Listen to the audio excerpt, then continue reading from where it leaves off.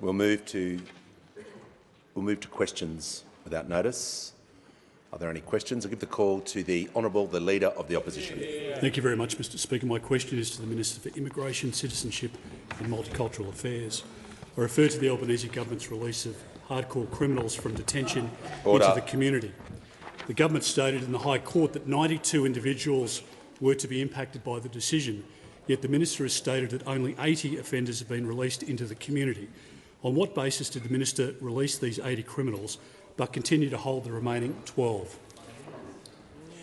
Give the call to the Minister for Immigration, Citizenship and Multicultural Affairs. Thank you, Speaker, and I thank the Leader of the Opposition for his question on this very serious matter. It is the case that on Wednesday of last week, the High Court handed down a decision which required the release of non-citizens who, as the Leader of the Opposition and others have said, including people who have committed very, very serious crimes, from immigration detention. Immigration detention where I had maintained them in. The High Court required their release. We put before the court the details of those potentially affected. The High Court's decision required a consideration of those held in immigration detention against the test the High Court had set out, being people with no real prospect of removal of Australia becoming practicable in the reasonably foreseeable future. On that basis, in accordance with the decision of the court, the relevant officers in the department and the Leader of the Opposition would be familiar with the process of officers with powers under the Migration Act, made those considerations as soon as possible. I can inform the House, I said yesterday 80 such people were required to be released. I have released a further person has been released yesterday, and I have imposed similarly strict visa conditions on that person. Give the call to the member for Cunningham. Thank you, Speaker. My question is to the Minister for Home Affairs. How is the Albanese Labor government prioritising community safety in implementing the recent High Court decision? Order. The Minister will resume her. The Minister will resume her seat. There was far too many interjections during that question. We'll hear that question again because I need to hear the question. So no interjections during the question and hopefully none after either. Give the call to the member for Cunningham. Thank you, Speaker. My question is to the Minister for Home Affairs. How is the Albanese Labor government prioritising community safety in implementing the recent High Court decision? Call to the Minister for Home Affairs and the Minister for Cybersecurity. Thank you, Speaker, and I thank the member for her question. Speaker, as the Minister for Immigration has just outlined to the Parliament, last Wednesday the High Court handed down a decision which overturned a 20-year precedent which has governed how the Commonwealth deals with detaining certain non-citizens. And the implication of this decision, Speaker, is that the Commonwealth must immediately release a set of affected individuals from immigration detention. I just want to be absolutely clear with the Parliament here, Speaker. The Commonwealth argued against the release of these people. Right. Some of these people have committed disgusting crimes. Some of them have hurt people who are still here in our country, and it is those victims that we care about. And I can tell the Parliament that there is one single focus and one single priority that we are using to manage the implications of the High Court's decision, and that is the community safety of the Australian citizens who elect us to this Parliament. Now, Speaker, to ensure that we are able to do this, we have set up a police response across the states and territories. Following the High Court's decision, the AFP Commissioner briefed in person the Police Commissioner of every state and territory around the Commonwealth. On the 10th of November, Operation Aegis, which is a joint AFP-ABF-led operation, was established, which is managing the overall response working with state and territory police. This is ensuring that as people are released from immigration detention, they are able to be incorporated into state and territory post-offender management programs. Speaker, the Parliament should know that the purpose of Operation Aegis is to individually case manage every single one of these people as they are released from detention, and I want to thank law enforcement and police around the country who are working with the Commonwealth Government to protect community safety at this time. Speaker, the parliament has heard about the stringent visa conditions that we have put on these people, the strictest possible that are available under Australian law. What this means is that these people are restricted to certain types of employment. They must report in person to authorities, in some instances daily. We will require continuous reporting on a range of different issues. Now, Speaker, there is more to say about this matter, and hopefully I'll have the opportunity during question time. But I do want to just finish by saying that we are not going to get a lecture on managing the integrity of the migration system by the Leader of the Opposition. Order. The minister will pause. Order. Members on my right, I want to hear from the Manager of Opposition Business. Well, Mr Speaker, there is absolutely no basis for this minister to be going to the record of the previous government. The question was very specific. How is the Albanese Labor government prioritising community safety in implementing the High Court's decision? I'll hear from the Leader of the House. Mr Speaker, it's completely irrelevant to the question because of the way these individuals made it into Australia in the first place was through the now Leader of the Opposition. Order. Members on my left will cease interjecting immediately. The Leader of the Nationals and the Leader of the Opposition will cease interjecting. The minister needs to be relevant to the question. It is not an excuse just to go into any attacks on the opposition. I want her to remain relevant to the question. The Leader of the House is correct in terms of the context. I'm giving her some leeway, but this is not a reason just to compare and contrast. That was not in the question. The minister has the call. Thank you, Speaker. We have a number of independent reports now that show us that the Leader of the Opposition broke Australia's migration system. And what I'd like to hear from the Leader of the Opposition instead of free and fair advice. The minister will return to the question. Speaker, what we'd like to hear from the Leader of the Opposition is not advice to the government about something that he couldn't manage, but perhaps a little bit of contrition for the role that he played in all of this. Members on my left, has the minister concluded her answer? Move to the next question. The member for Wannon is seeking the call. Yes. He has the call. My question is to the Minister for Immigration, Citizenship and Multicultural Affairs. The Albanese Labor government has released 80 hardcore criminals from detention into the community. This includes a paedophile who raped a 10-year-old. The member for Wannon will pause. Just pause a moment. Pause. Members on my right. The member for Wills is warned. I'll say this one more time. When questions are being asked, they will be heard in silence. That means no noise. The member for Wannon will begin his question again. My question is to the Minister for Immigration, Citizenship and Multicultural Affairs. The Albanese Labor government has released 80 hardcore criminals from detention into the community. This includes a paedophile who raped a 10-year-old boy. What accommodation and other financial support is the government now providing to this convicted paedophile and the other hardcore criminals to live in the community? I just want to hear from the Leader of the House on a point of order. Mr Speaker, the question is dealing with a decision of the High Court of Australia and is describing it as though it is something other than that. I couldn't hear the Leader. Order. Just resume your seat. We'll deal with this in an orderly way. I just want to hear from the Leader of the House. The question is dealing with a decision that is a decision of the High Court of Australia. It is framing it as though it is not a decision of the High Court of Australia, it's a decision of the Albanese government, when the government in fact argued against that outcome at the High Court.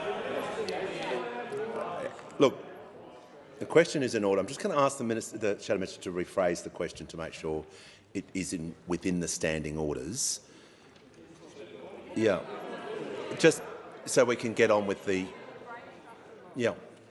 On the point of order. On that point, the minister in his previous answer made reference to his decision to release one of these people, an additional 80 to 81 hardcore criminals now to be released. It is a decision of the minister to release people, and the question as it's framed is perfectly in order. Well, let me just hear the question again to make sure, and just to make sure that it is within the standing orders, and perhaps a reframing would assist the House. My question is to the Minister for Immigration, Citizenship and Multicultural Affairs. The Albanese Labor government, following the High Court decision, has released 80 hardcore criminals from detention into the community. This includes a pedophile who raped a 10-year-old boy. What accommodation and other financial support is the government now providing to this convicted pedophile and the other hardcore criminals to live in the community? I thank the member. The Minister for Immigration, Citizenship and Multicultural Affairs has the call. Thank you, Speaker. I say again, as my friend the Member for Home Affairs have just said, and I have said repeatedly, on Wednesday the High Court handed down a decision which required the release of non-citizens. Members opposite say they know that, but clearly they do not. Now, we, as the respondent to this, I opposed that application. Let me be very clear about that. And I opposed that application for reasons which I think unite pretty much everyone in this place. That we believe that non-citizens, who have committed very serious criminal offences, including sexual offences like the offences that the Shadow Minister just referred to, should not continue to remain in Australia.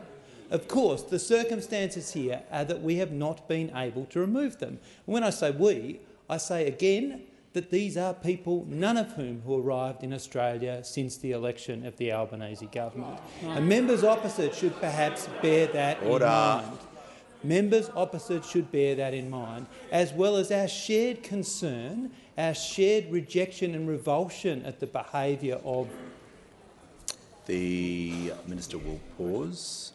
And the Leader of the Opposition on a point of order. Thank you very much, Mr Speaker. Well, the question read as follows, in part. What accommodation and other financial support is the government now providing to this convicted pedophile and the other hardcore criminals to live in the community? Order. The Minister is halfway through his answer. I just there are a number of parts. The Leader of the Opposition, I'm trying to deal with his point of order. There are a number of parts to the question. He is being relevant at this stage. I'm just going to ask him to return to the question to make sure he is addressing all parts of the question. The Minister has the call. Thank you, Speaker. I just say again, our concern is always to retain community safety. We have fought to resist the decision that ultimately the High Court handed down. Again, I say this for the reasons that I think unite us in this place.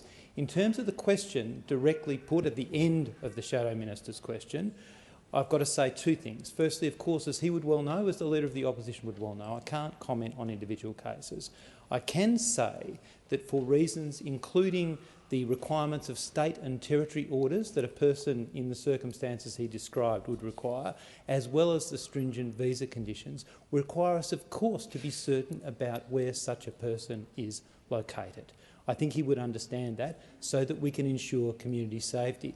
I spoke yesterday about the measures we put in place before the decision was handed down to ensure coordination with state and territory law enforcement authorities prior to the decision being handed down in the event that any releases were required.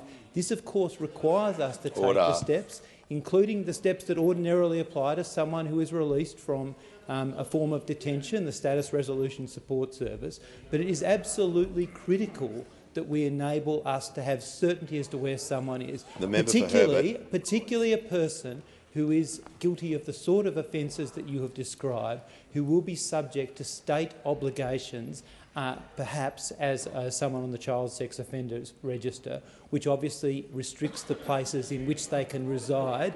And, well, pedophile, yeah, they should be restricted in where they can live. Order. That the Minister's time requires us has to work concluded. towards that. Give the call to the Honourable Member for Calwell. The question is to the Minister for Health. How is the Albanese Labor government making it more affordable for Australians to access essential medicines through the PBS? Has the government encountered any obstacles in making medicines cheaper for Australians? The call to the Minister for Health and Aged Care. Thank you, Speaker, and I thank the member for Caldwell for her question. I know what a passionate advocate she is, particularly for the health and dignity of older Australians in her electorate, which is why I know she was so delighted at our government's decision to give 5 million older Australians access to the latest cutting-edge shingles vaccine completely free of charge. Before the November the 1st, they were paying $560, but now they have access to the most comprehensive shingles vaccine program on the planet. Just one part, Mr Speaker, of our commitment to strengthening Medicare through cheaper medicines.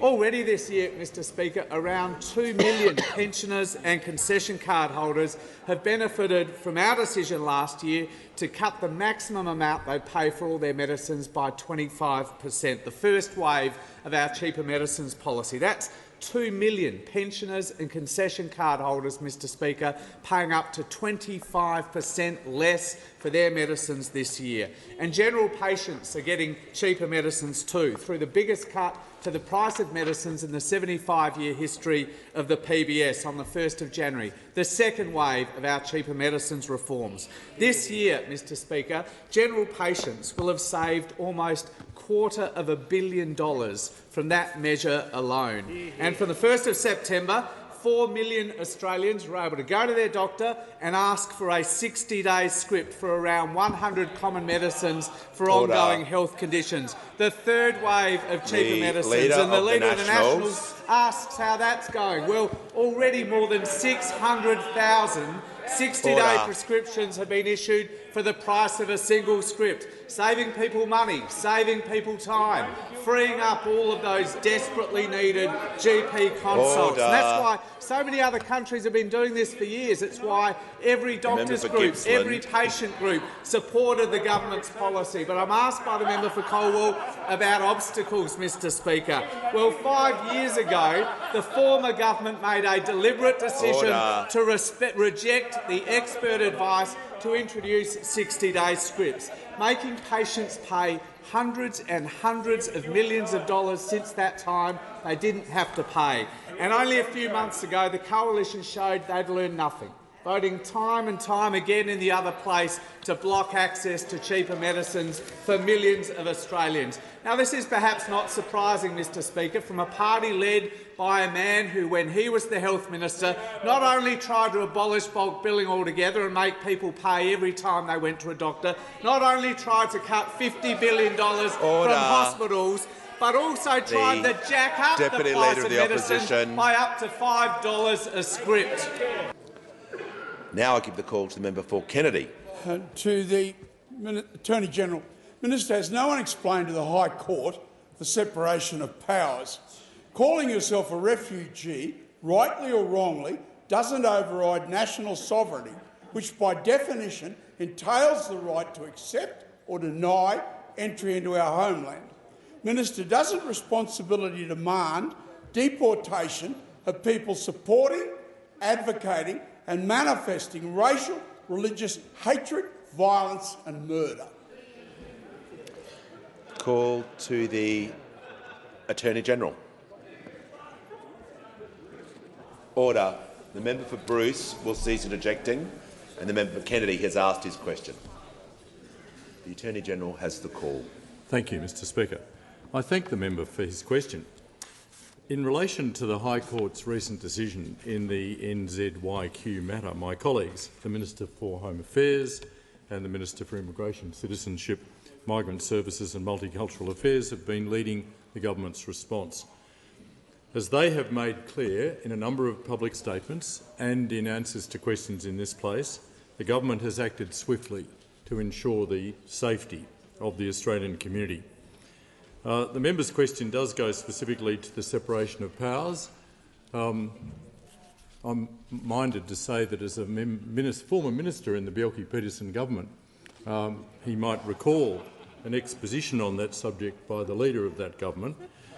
But in the NZYQ matter, the Solicitor-General argued on behalf of the Commonwealth Government, on behalf of our government, that the detention settings in place were constitutionally valid.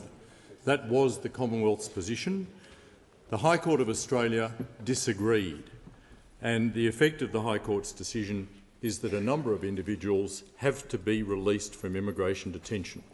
When the High Court finds that individuals are being unlawfully detained, the government cannot ignore it, because the government, I know that those opposite find this difficult to understand, but the government must act in accordance with the law. All governments must act in accordance with the law. Members on my left, the member for Hume will cease interjecting. The Attorney-General will be heard in silence. The question was heard in silence, so will the responsible minister. I do know that those opposite are struggling with these concepts, but the government must act in accordance with the law. All governments must act in accordance with the law. And as the government has made clear, abundantly clear in a number of public statements, we have acted swiftly to ensure the safety of the Australian community following the High Court's decision. The Albanese government is committed to the safety and well-being of all Australians, and the member has asked me specifically about racial religious hatred. The Attorney-General will pause.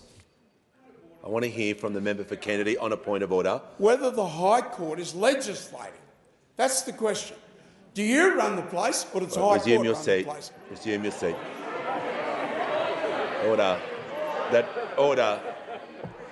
The point of order was about relevance, I hope. I'm just going to make sure that the Attorney-General, when I was listening to him, was talking about the question specifically. Just make sure his answer relates to the question. Thank you, Mr Speaker. The member has asked me specifically about racial and religious hatred. There is no place in Australia for hate speech of any kind.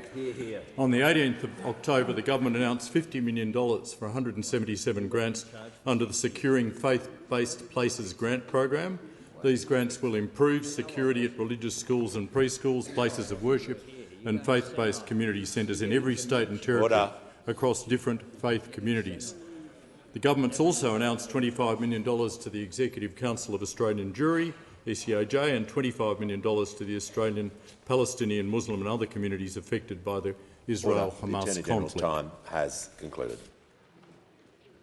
Give the call to the member for Corangamite. Thank you, Mr Speaker. My question is to the Prime Minister.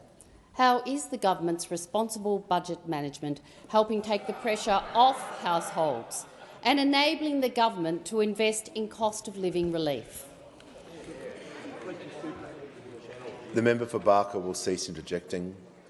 The call to the Prime Minister. Thanks, Mr Speaker, and I thank the member for Corangamite for her question about cost-of-living pressures facing Australian families, because that is, of course, the #1 issue that the government is focused on. And there are three vital ways we are tackling cost of living. Members on my left. The member for Gippsland. Well, we get no questions on cost of living from those opposite, Mr Speaker. None. Order. We're focused on getting costs down for families, getting wages up for workers, and getting the budget onto a stronger foundation. We're managing the budget responsibly, and the question goes to that. We inherited a $78 billion deficit, and we turned that into a $22 billion surplus, a $100 billion turnaround, the first surplus in 15 years, after the former government promised a surplus in their first year and every year thereafter when they were elected in 2013. Now, the result of that, of course, is that the Fitch Ratings Agency said this. They last week reaffirmed our AAA rating. They said this: the government has saved the bulk of the recent revenue windfalls, indicating a desire to maintain a fiscal stance supportive of reducing inflation and pursue prudent fiscal policies. That's what we have. That's what we have done. We have three policies to drive down inflation, one of which is the responsible fiscal policy. The second is dealing with supply chain issues, including fixing some of our trade relationships that were broken while the former government was in office. Well, you had good trade agreements, you just didn't have any trade. That was the problem. That was the problem. The Leader of the Nationals will cease who ejecting. couldn't get a return phone call from their counterparts. Order. That's what you had.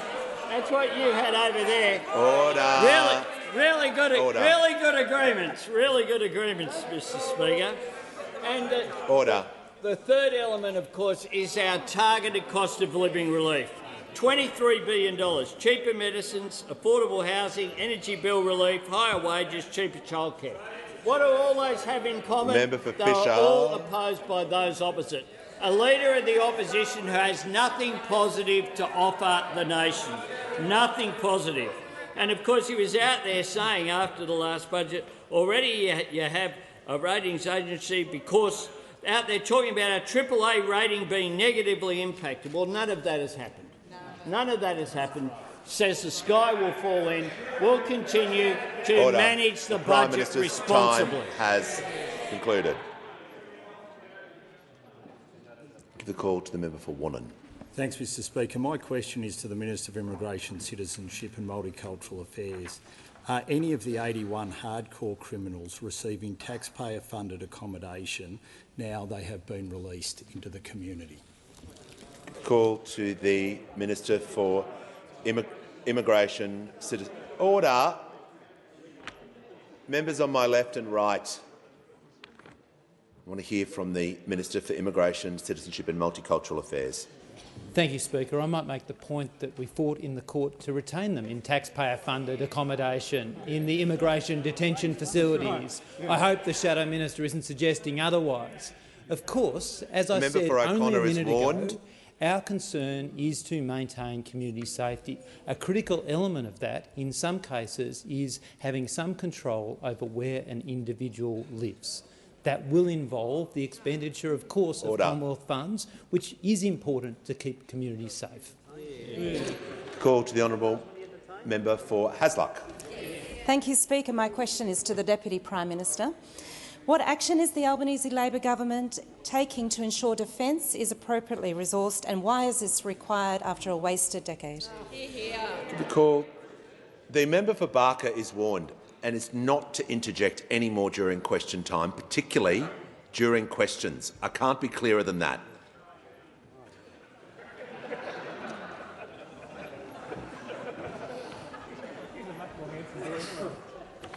I'm a bit more generous. Give the call to the Deputy Prime Minister and Minister for Defence.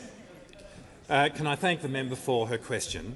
Today, Australia is spending 2% of its GDP on defence. Now, splashing dollars around is easy, but translating that spend into a potent and a lethal capability for our nation is actually hard. It requires strategic planning backed up by difficult decisions, which is why the government undertook the Defence Strategic Review and has followed through with real action, like restructuring the Army or funding the guided weapons enterprise such that we will see the beginning of the manufacture of missiles in Australia in 2 years. These are serious decisions backed up by real money. But the task of the government has been made all the more difficult by virtue of the mess that we inherited from those opposite, from the Leader of the Opposition. In coming to government, a full quarter of what defence was expected to purchase there was no money for. And that's because we saw announcements like a $35 billion guided weapons enterprise, but only $1 billion committed to it. Or an announcement of an increase in the cyber capacity of the Australian Signals Directorate through Red Spice with an $8 billion hole in it. Announcement after announcement without anything like the real allocation of money for it. It was as if they were trying to do defence by press release. And what that meant was that the defence budget didn't add up and the defence establishment was left wondering what program would actually really make it to reality. And that is the legacy of the Leader of the Opposition when it comes to defence. But it wasn't just defence. In Home Affairs, we see that the minister took his eyes off the ball, as has been revealed by the Nixon Review. As the health minister, he sought to abolish bulk billing. His record speaks for himself. He was a ministerial wrecking ball, and now, as the Leader of the Opposition, he has not one single positive plan for the future.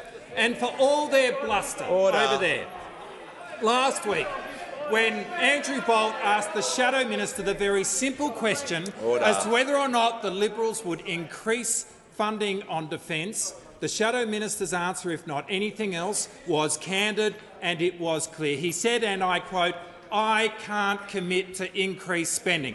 Well, the Shadow Minister might be able to commit to it, but we can, because we are increasing defence spending, not just in accordance with the trajectory that we inherited from those opposite, but by much more, taking defence spending to 2.3% of GDP over the next 10 years. The Deputy Prime Minister's time has concluded. The Deputy Leader of the Opposition has the call. My question is to the Minister for Immigration. The Albanese Labor government has, following a High Court decision, released 80 hardcore criminals into the community. This includes a pedophile who raped a 10-year-old boy, a hitman who murdered a pregnant woman and blew up her body with military-grade explosives, and a violent sex predator who attacks elderly women in their home. Will the minister confirm how many of these 80 individuals are convicted pedophiles, murderers or rapists? The call.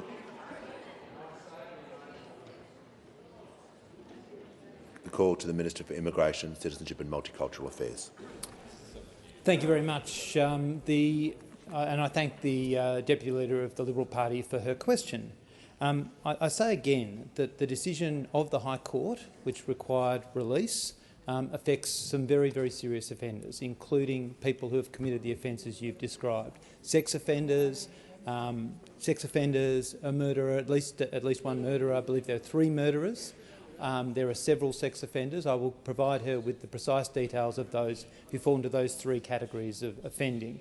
I do note that the Shadow Minister here and the Shadow Minister for Home Affairs have reached out for a briefing, which I understand is in the process of being arranged as well.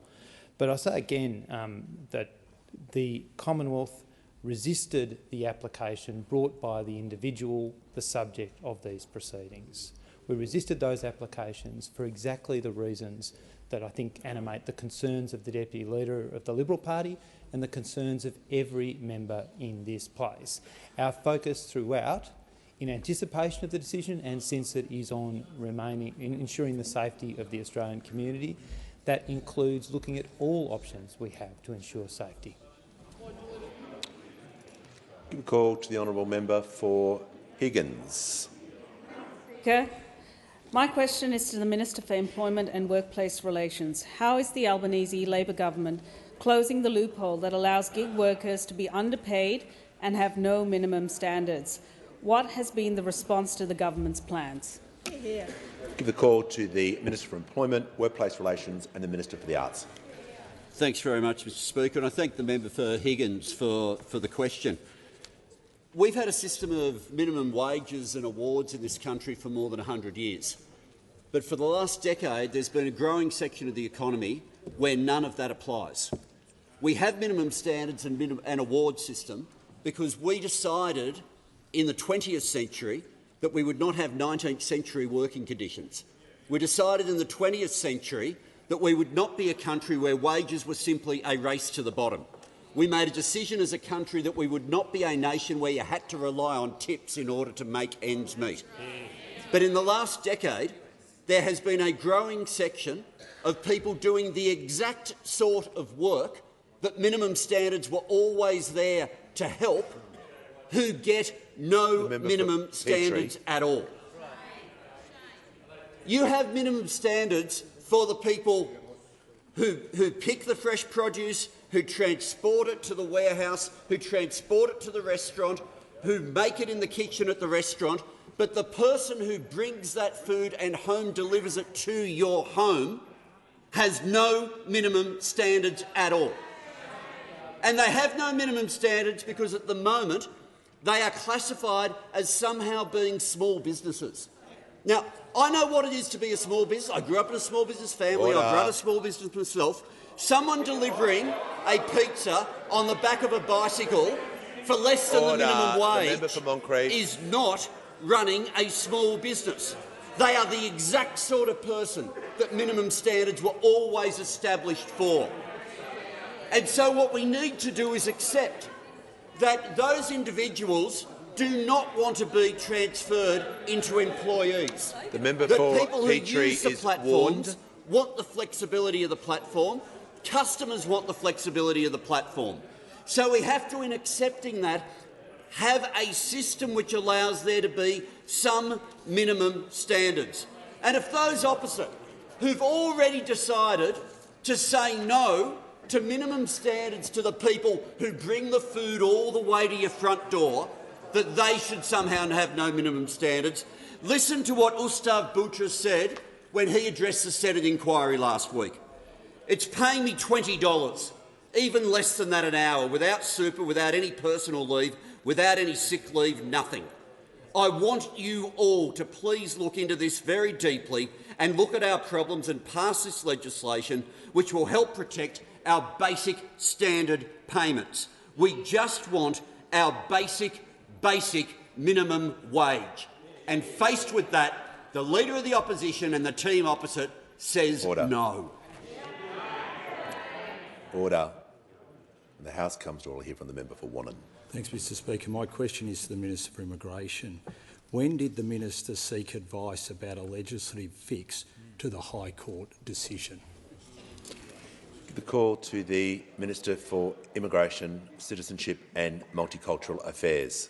Thank you very much, Speaker, and thank you, Shadow Minister, for your question. Immediately after the decision, we sought advice on its implications in the days— Order. Order. Sorry. Yeah. Order. Order. The Minister will pause. The question has been asked in silence. I want to hear the answer in silence as well. Yeah. Give the call to the sought Minister. advice on its implications. That advice contemplated the work that was done in advance of the decision, in contemplation of it. Now, I've talked, I think, on at least 3 occasions, as has the Minister for Home Affairs, about some of the practical steps we sought to have in place in the event of an adverse judgment. We also sought advice prior to the hearing on the options that would be available depending on the various outcomes of the decision. I remind the Shadow Minister and indeed all members that we are yet to receive the reasons for the High Court's decision. However, as I said yesterday morning, as my statement together with the Minister for Home Affairs said earlier today, we have always been looking at all regulatory and legislative options which are available. The Minister will pause on this. Better be on relevance or another point of order. So, Mr Speaker, the question was No, relevance. This is just to say I'm rising on a point of order. It's on. Has the Minister concluded his answer? He's concluded his answer. Just remind the member for Wannon, you'll get the call. Just always state what the point of order is. Don't just start saying what you feel. Give the call to the member for Lyons. Thank you, Speaker. My question is to the Minister for Infrastructure, Transport and Regional Development. How is the Albanese Labor government ensuring the Commonwealth's investment in infrastructure will deliver projects that genuinely deliver for our communities and end the rorts and waste of the Liberals and the Nationals?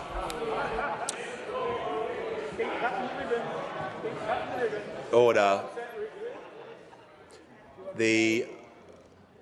I haven't called the Minister, but the member for Mitchell is seeking a point of order before the Minister begins her answer. Mr Speaker, the question is out of order. It asks about the Liberal Party and the National Party, which is not the responsibility of the Commonwealth Minister. I'll hear from the Leader of the House. The question asks about ending their rorts, and that is our responsibility, to end the rorts of the Liberal and National parties. The Minister hasn't begun her answer. Yeah. I'll make sure the question is within the standing orders, but I'll make sure she's being relevant And if she strays too far, she won't get too far. I'll give her the call, and she'll be heard in silence.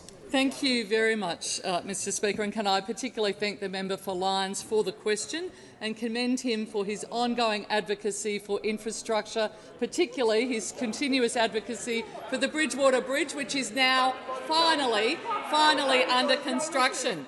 Unfortunately, what we have seen in the last 10 years is that the Liberal National Party, using the infrastructure investment pipeline to invest in media statements, in signs, rather than in actually delivering projects that improve our communities. The infrastructure review, which I will be responding to in coming days, found an estimated $33 billion of known cost blowouts in projects in the infrastructure investment program. And they have said that there is a high chance that this will blow out even further. Of projects not yet in construction, the minister will pause. There is far too much noise coming from the front bench here. The member for Riverina, the member for Gippsland, the Leader of the Nationals and the member for Page. There's a pattern. I'm just going to say I want to hear what the minister has to say, and I can't hear what she's saying. The member for Page will leave the chamber under 94A. When I mention you by name, and I'm trying to bring the House to order, that is not the time to interject. Trust me. Just going to take the temperature down so I can hear what the minister has to say. The minister has the call. Thank you very much, Mr Speaker. Of the projects not yet in construction, where not a single sod has been turned, the review found that there is $14.2 billion of known cost blowouts. They found that it would simply not be possible to deliver the current 10-year pipeline of projects within the $120 billion Commonwealth allocation. The member for Barker significantly, will leave the they chamber found, under 94A. without making significant immediate changes to program settings, the Australian government cannot afford to meet cost pressures, nor, I add any new projects to the pipeline for the next 10 years. That is the legacy left by those opposite. Under them, no new Commonwealth investment in infrastructure projects until 2033. That is the legacy and the mismanagement of those opposite. That is because, in the words of the reviewers, there are projects in the IIP that do not demonstrate merit, lack any national strategic rationale and do not meet the Australian government's national investment priorities. That is why today I have announced our new infrastructure policy statement that will guide Commonwealth infrastructure investment into the future. It recommits the Commonwealth to delivering nationally significant infrastructure, ensuring that we've got productivity, sustainability, livability and investment in infrastructure that is nationally significant. Projects including an involvement of Commonwealth contribution of at least $250 million, freight investment in our key freight routes and projects that align with our broader national priorities in increasing housing and unlocking critical minerals. We will be investing in projects that enhance that productivity. Those opposite have left a complete and utter mess when it comes to the infrastructure investment pipeline, and it's no wonder, frankly, that it was the members of the National Party who were protesting so much. We're getting on with cleaning up your mess and delivering the infrastructure the nation needs. Has concluded. Give the call to the honourable member for North Sydney. Thank you, Mr Speaker. My question is to the Prime Minister. Prime Minister, today I met with the Youth Climate Delegation in Parliament who are calling on the government to adopt a Duty of Care Act, such as that proposed by Senator David Pocock through the Climate Change Amendment Duty of Care and Intergenerational Equity Bill 2023. Prime Minister, do you accept there is a need for such a bill to ensure governments have a legislated duty to consider the impacts of any decisions they make that could harm the climate, health and well-being of future generations? Give the call to the Prime Minister. Thanks, Mr Speaker. I thank the member for North Sydney for her question and for her genuine care about the issue of climate change and her understanding that it not only represents a challenge, it represents an opportunity. Of course, governments do legislation. That's why I'm a member of a political party that seeks to form government. And what we have done as a government is to legislate for our 43% reduction by 2030 and for net zero by 2050, something which we had a mandate to do. Something that we have done also is to legislate for our safeguard mechanism in order to drive that change through the economy. We do that not just because of what needs to be done today, but because we understand that there is an intergenerational equity issue behind the issue of climate change, just as there's an issue across developing countries feel as though they haven't been the ones that have created through the Industrial Revolution and since in the First World, in the North if you like, it is the South that have to pay for, in many cases, the costs of rising sea levels in places like Tuvalu, which is why we entered into the agreement that we did after we were approached by Prime Minister Netanyahu from Tuvalu to enter into the first ever comprehensive agreement to provide security for people who are worried about the very existence of their island nations. And that was a growing theme at the climate conference. I understand as well that young people in particular understand that they want not just themselves but their kids and grandkids to be able to see the Great Barrier Reef, to be able to see Kakadu. Order. The Prime Minister will pause. The member for North Sydney on a point of order. Thank you, Mr Speaker. The point of order is relevance. I really appreciate the Prime Minister taking us through the legislative changes that they've made to date. But the question is, do you accept that there is a need for a bill to hold governments to a duty of care for the decisions they make and the impact those decisions have on future generations? Just get the Prime Minister to conclude his answer. I tend not to focus on senators' private members' bills, Mr Speaker, because what we're focused on is government legislation to drive that change through the economy. I certainly understand, as I've been saying very clearly, that in everything that this government does in relation to climate change, we're focused not just on today, we're focused on tomorrow. We're focused on what sort of economy we have. We're focused on the opportunity that young people, I want my grandkids, I hope they don't come along for a long period of time. I must make that point in case Nathan is listening. But I do want them to be able to see the Great Barrier Reef and Kakadu National Park and all the wonderful pristine things which are there. And I also want to ensure that there are good jobs, and good jobs will come with a clean energy economy. Give the call to the honourable member for Macarthur. Thank you, Mr Speaker. My question is to the Minister for Housing and Homelessness. How is the Albanese Labor government working to deliver more homes for more Australians as part of its plans to help with cost of living pressures? Call to the Minister for Housing, the Minister for Homelessness and the Minister for Small Business.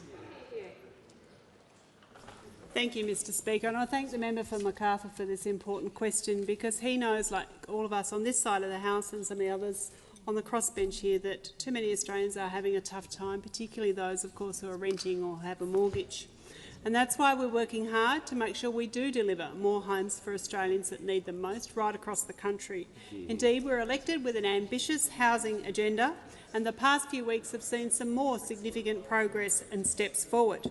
This month, we delivered a historic investment through Housing Australia, which is more than $500 million in federal government support for 1,370 new rental homes across Melbourne. That's 1,370 new homes through Housing Australia, Mr Speaker. This groundbreaking commitment came just one day after the start of the $10 billion Housing Australia Future Fund. Of course, our fund is the single biggest investment in social and affordable housing in more than a decade, and importantly, of course, it's there in perpetuity, with funding each and every year ongoing for more social and affordable rental homes right across the country, in our cities and in our regions. And of course, it is 30,000 rental homes in the first 5 years of that fund, Mr Speaker.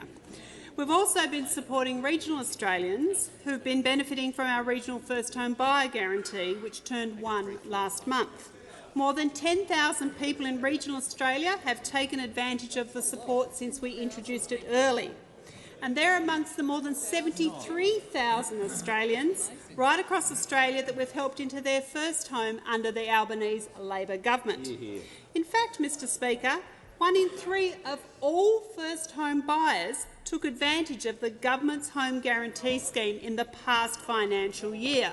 Now, we are working hard, Mr Speaker, but there is more to do.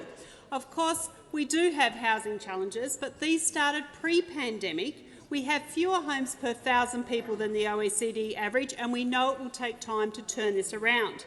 But we're committed to doing that. We do have, as I said, a broad, ambitious policy, and it has been assessed by an independent analysis that says our policy will save renters billions through the National Cabinet decision with a new target to build 1.2 million well-located homes over 5 years from 1 July 2024. We, of course, have immediate action with our $2 billion social housing accelerator. We've already had very significant announcements about the number of homes with the Prime Minister and the Premier of New South Wales that this will build in New South Wales.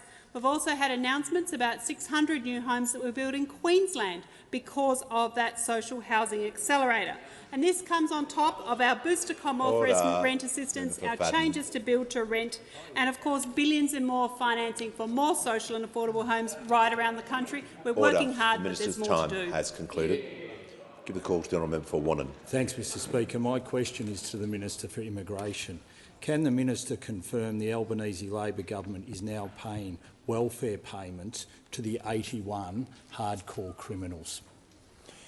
Call to the Minister for Immigration, Citizenship and Multicultural Affairs.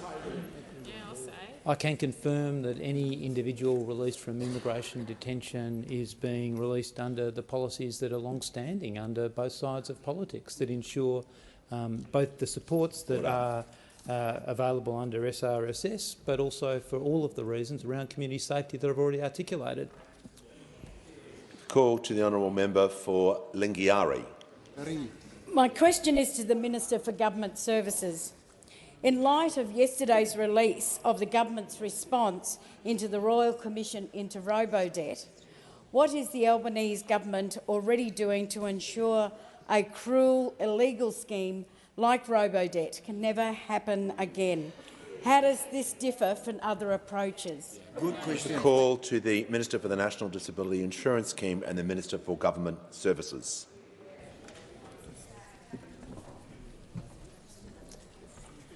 I thank the member for her question. The Royal Commission's verdict into the Coalition Robodebt scandal, it's in. Words used such as crude and cruel, illegal and unfair, guilty until proven innocent. Now, the Royal Commission's made 56 recommendations about the Coalition Robodebt scandal. 49 we've agreed on fully, 7 we've agreed in principle. But 2 words summarise Labor's approach to the Robodebt Coalition scandal. Never again. Never again should this be allowed to happen. Yesterday I said how the Albanese government's putting an extra 3,000 frontline support staff to help tackle waiting issues at Centrelink and Service Australia. Today I can update you that we're also learning another lesson from Robodebt, that we've established an advisory board to Services Australia for the MyGov and Service Australia rollout. This advisory board will be the place where ideas are tested before they head out into the world. Ethicists, human rights experts, advocates, digital thinkers, but chaired by a very constructive, positive Liberal. I'll say that again, a constructive, positive Liberal, Victor Dominello. So I thank Victor for stepping up to deliver better government services with this government.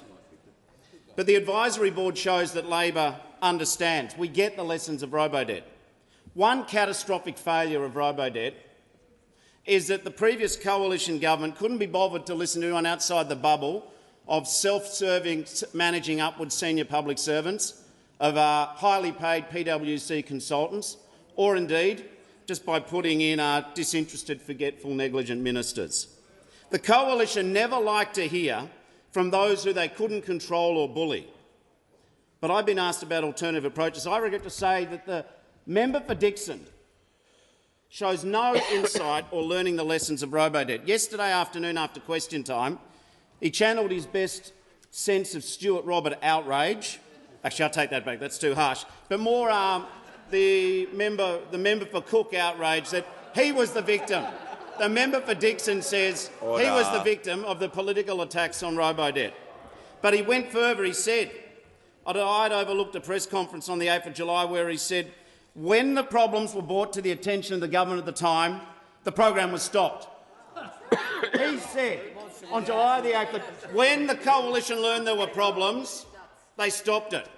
But today's editorial of The Australian, no less, says that the coalition government was informed at the end of 2016 of the problems. They were saturated in coverage. But this forgetful, evasive leader of the opposition with nothing positive to say, he won't even say he wants credit for closing it when in fact he was there every time they expanded the scheme. Give the call to the member for Clark. Thank you, Speaker. Speaker, my question is to the Attorney-General. Attorney, given the catastrophic failings with DNA testing in Queensland and other alarming forensic failures like Keogh in South Australia, Eastman in the ACT and Neil Fraser in Tasmania, will you take the lead and work with the states and territories to improve and harmonise Australia's forensic services to restore trust in our criminal justice system? This would include reviewing the National Institute of Forensic Science and the National Association of Testing Authorities. The call to the Attorney-General. Thank you, Mr Speaker. I thank the member for Clark for his question. It does concern an important matter. I'm sure the member is aware that on the 6th of June 2022, the Premier of Queensland announced a commission of inquiry into forensic DNA testing in Queensland. That review was conducted by the former President of the Queensland Court of Appeal, Walter Sofronoff KC, and Mr Sofronoff delivered his final report on the 13th of December 2022. His report made 123 recommendations for systemic reform of forensic testing of DNA in Queensland, and all of those recommendations have been accepted by the Queensland Government.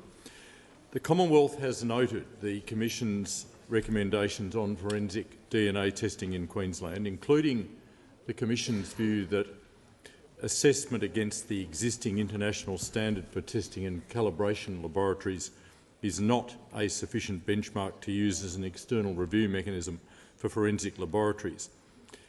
And going directly to the focus of the member's question, I can say that forensic agencies across Australia are engaging on the important issues that were raised by that Queensland Commission. The Australian-New Zealand Forensic Executive Committee, which is a forensic science leadership group comprising the heads of government and police forensic providers, are seeking national consistency in responding to the Commission's report. This work is intended to address all of that Queensland Commission's recommendations at a national level and facilitate national consistency in forensic services. And I again thank the member for his question and his continued interest in these important matters. The Attorney-General has concluded his answer. Give the call to the honourable member for Tangney. Thank you, Mr. Speaker. My question is to the Minister for Communications. How is the Albanese Labor government working for Australia to help families meet cost of living pressure and access broadband services? Thank you. Give the call to the Minister for Communications. Thank you, Mr Speaker, and I thank the member for his question. And I know he appreciates that in 2023 it's essential for school students in his community to have access to reliable broadband services in order to fully participate in learning and to connect with their teachers and peers. That's why I'm pleased to inform the House that the Albanese government is extending the School Student Broadband Initiative for another 2 years. Yeah. The initiative is providing up to 30,000 eligible families with school-aged children free broadband over the NBN across fibre, fixed wireless and the NBN satellite footprint, the first of its kind to be rolled out nationally. The initiative is already helping to change the lives of more than 5,000 families who are now connected to free internet, and more than 40% of these families live in rural and regional Australia. Now, with funding certainty and the extension to the end of 2025, it's a game changer for children who are being left behind in their learning and has flow-on benefits for the whole family, with the ability to access essential services like telehealth from home for the first time. Feedback from participants has shown what a difference it can make. One parent said, "We haven't been able to afford home internet for some time now due to the cost of living and being unable to work due to my children requiring regular medical appointments." Mr Speaker, I've asked NBN Co to make the program as widely available as possible to support the take-up in rural and remote communities and for First Nations students and their families. Now, we understand that some families have complex needs and unique circumstances that can make getting a connection organised more difficult. And that's why we established the National Referral Centre, to make it easier for families to access the initiative. Any family can contact the Referral Centre on 1800 954 610 to check their eligibility and help get their connections set up. I've also tasked the NBN Low Income and Digital Inclusion Forum to examine discounted products that could assist participating families at the conclusion of the free connection period.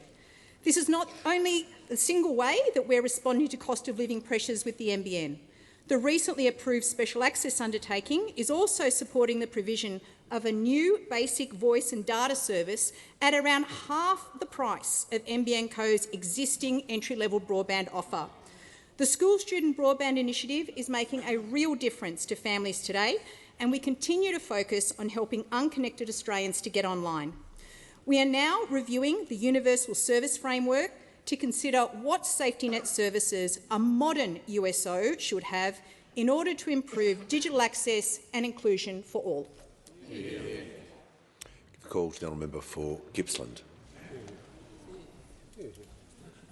Thank you, Mr Speaker. My question is to the Minister for Infrastructure and Transport. What has the Albanese government funded and actually built in the last 18 months? Give the call to the Minister for Infrastructure, Transport, Regional Development and Order. The Leader of the Nationals. Haven't even called the Minister yet. Give the call to the Minister for Infrastructure, Transport, Regional Development and Local Government. There are currently over 300 projects that are under construction that are all funded by the Albanese Labor government. Order. Give the call. Order. When the House comes to order, I'll hear from the member for Macquarie. Thank you, Speaker. My question is to the Minister for Climate Change and Energy. How is the Albanese Labor government helping to ease pressure on families by working to deliver cleaner, cheaper energy? What approaches has the government rejected? Order. Give the call to the Minister for Climate Change and Energy. Well, thanks very much, Mr Speaker. I thank the honourable member for her question and her very strong and clear climate leadership in her electorate and here in Canberra. And, Mr Speaker, the Albanese government's approach really has two parts. Firstly, we are providing direct relief to Australian families and to Australian businesses. Around 5 million households and around 1 million businesses are receiving direct support from the Albanese government as part of our energy relief package we passed through the parliament last year against the wishes of those opposite, who voted against it at every opportunity, who voted against it at each and every stage in this House and the other House. And, of course, the other thing we're doing is proceeding to prudently manage the rollout of cheap, reliable, renewable energy, Mr Speaker. And the fact that wholesale prices are now under half what they were this time last year is in no small part due to the fact that renewable energy is fulfilling an increasing role in our energy mix, because we know that renewable energy is cheap energy, even though those opposite simply don't understand it. Now, the honourable member asked me what approaches we've rejected. And what we've rejected is a gamble by the opposition, not a plan, just a gamble on an unproven technology of small modular nuclear reactors, which the opposition is obsessed with. The member for Fairfax, we know the member for Fairfax is a big fan of small modular nuclear reactors. He does his little videos Time to talk nuclear. They're the world's worst TED Talks, Mr Speaker, those videos, but they come out regularly. Minister will just pause and take a breath. The member for Fairfax will not interject, so I can hear from the Manager of Opposition Business. Well, on relevance, Mr Speaker, the principles are very clear. Ministers to be asked questions and to answer about matters within their portfolio responsibility, not the policies of other parties. I'll deal with this. The question did say what approaches has the government rejected. The minister's been going through policy detail. That is part of the question. I'm going to listen to him carefully for the 1 minute 25 remaining to make sure that he is being relevant, but that is not the main part of the question, but he is entitled to answer that part of the question. Mr Speaker, and the member for Fairfax has a particular poster child as he proselytises about how good small nuclear reactors are. It's a nuclear reactor called NuScale in Idaho, Mr Speaker. It doesn't actually exist, but the member for Fairfax has been talking about how great it was. He wrote in 9 newspapers, he said evidence of the burgeoning nuclear industry for next-generation technology can also be seen in the SMRs developed by new players. NuScale's integrated reactors offer exceptional flexibility. Now, Mr Speaker, he's also referred to it in his videos. There's been pictures of the NuScale reactor. It's his poster child. It was cancelled last week, Mr Speaker, after a 53% cost blowout. I mean, the member for Fairfax has outrageously criticised the CSIRO. But in fact, the CSIRO is probably conservative. Mr Speaker, he said last week about nuclear. He said it's sort of like Lego. You take it to a site and it's assembled. He says a nuclear reactor is like Lego, Mr Speaker. That's the degree of policy substance we have. He said on 6PR, it's sort of like Lego. You take it to a site, at its site it's assembled. I've got to say, this is the most detailed policy we've had from the opposition in the last 18 months. The only other thing we've had is the member for New England saying if you can see a nuclear reactor from your house, your energy is free. Order. I give a call to the honourable member for Wannon. My question is to the Minister for Immigration. With 175,000 Australians on a housing waiting list, can the minister confirm how many hardcore criminals have jumped the queue and are being provided taxpayer-funded housing or hotel accommodation? Order. Minister for Immigration, Citizenship and Multicultural Affairs has the call. Well, Speaker, it's clear that for members opposite, they will play politics with absolutely everything. With absolutely everything. This is a time where members of this place should come together to respond to the decision. To do our jobs as lawmakers. The member for Bowman. To do our jobs as lawmakers. I'll just say a few things very quickly about that. We took steps in anticipation of this decision, thinking about all the possible consequences, thinking about all of them, the arrangements that we would make to keep the community safe, which includes taking measures to house people appropriately, particularly the offenders the Shadow Minister was talking about earlier. He knows better, or he should do. Order. I'll hear from the member for Boothby. Thank you, Mr Speaker. My question is to the Minister for Early Childhood Education. How is the Albanese Labor government's cheaper childcare policy delivering cost of living relief for families? Call to the Minister for Early Childhood Education and the Minister for Youth. Thank you very much, Mr Speaker, and I do thank the member for Boothby for her question and for her continued advocacy on behalf of the children in her electorate. Mr Speaker, we know that one of the biggest cost of living pressures on families is the cost of early learning, and that's why our government delivered on our commitment to make early learning more affordable. We've lifted the maximum childcare subsidy rate to 90% for families earning less than $80,000 and increased rates for families earning under $530,000. And that meant that we cut the cost of early learning for 1.2 million families right across Australia, including 265,000 families in regional Australia, from the 1st of July this year when those changes came into effect. Now, this is real and responsible cost of living relief. And, Mr Speaker, we know those changes are working. We know those changes are working. The latest CPI report from the ABS shows that early learning affordability has improved on average more than 13.2% because we delivered on our commitment. All major cities across Australia have seen costs for families drop by at least 10%, with some seeing a reduction of more than 17%. The ABS also estimates this. It also estimates that without our changes, the costs for families would have increased by 6.7%. They would have increased.